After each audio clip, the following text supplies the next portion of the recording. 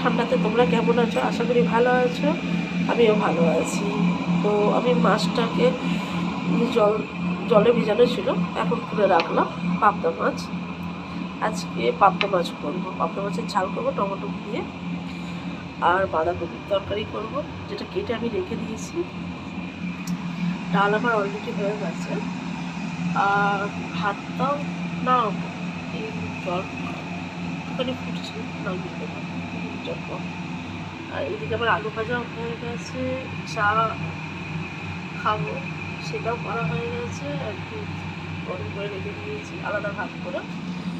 তো সব থেকে যেটা বড় হলো যে পাবদা মাছটা সর্ষে দিয়ে করলে ভালো লাগতো, কিন্তু পাবদা মাছটা আমি আজকে টমেটো, কাঁচা লঙ্কা, ধনে পাতা দিয়ে ঝাল করবো।